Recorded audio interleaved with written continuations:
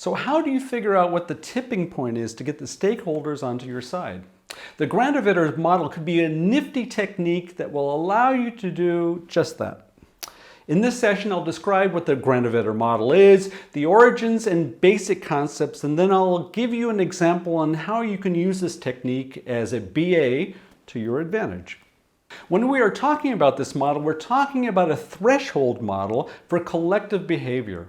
So what does that actually mean? The idea is that each individual reaches a point where they feel they have to join the group. Otherwise, they are left out. Now, they might not necessarily be fully convinced, but being the odd person not involved is much worse. So they go along.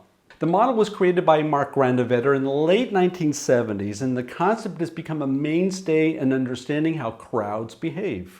Although this idea might be a bit unique, let me show you how Granovetter's model can be quite useful for you as a business analyst. Within our BA 101 course, we had a video lecture on stakeholder analysis, and I can't emphasize this enough. This is one of the most important activities as a BA that you have.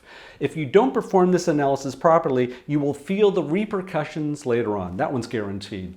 Well, within this lecture, we talked about the various states that the stakeholder might find themselves in, and we also talked about how you can move the key stakeholders to at least a neutral state. Let's take the situation with the stakeholders and apply Granovetter's model and see where that takes us. Okay, let's say you have 5 key stakeholders. 2 are unaware, 1 is resistant, and 2 are neutral. Do you know who the most important person in a movement is? It's the second person who joins. Why? People have the most problems joining if there's only one person who's declared to support. You probably wouldn't have signed up for this course if you only found out that one person is subscribed, right? I mean, it goes without saying that you need to have a good insight to who your stakeholders actually are, because you first need to go ahead and identify and then convince the one person who will bring the second person on board. If you're given this option, you might even want to think one step further and look towards winning over stakeholder number 3. But 2 is a good start. So let's assume you were successful. You have 2 stakeholders on your side. Congratulations. To make this exercise more interesting, let's assume one of the stakeholders came from the unaware camp and one came from the neutral camp. It might be worthwhile trying to convince the second neutral stakeholder. Why do I suggest this?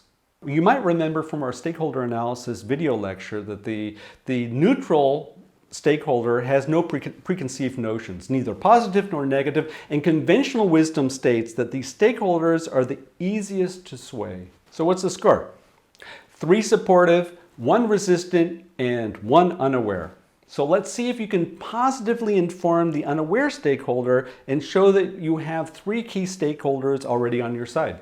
The idea here is, of course, to isolate the lone resistant stakeholder and force this person to change to at least neutral. Through this exercise, we were looking the entire time to build a strategy to move the group to your side. But of course, the group is made up of a group of individuals. So you need to evaluate them individually, right? Here's another example. Imagine you are in the theater and the performance is finished. Watch how a standing ovation takes place. Usually there is one person, maybe a couple, who were truly impressed with the performance, and so they will jump out of their seats. Then there will be others in the crowd who will think, well, if they are standing, then I'll join them. So now we have roughly 1/3 of the audience standing. So then the next third will be moved by the enthusiasm and will promptly join them. So now we have 2/3 of the audience, right? What about the rest? Well, they'll probably fall into 2 categories. Half will think, well, the performance was okay. I'm not sure it deserves a standing ovation. If the others are so convinced, well, then I'll just go ahead and join them. Then you have the last 1/6, who really don't believe this performance was any good. But the last thing they want to do is stick out, so they'll stand up too. Okay, so what did we cover?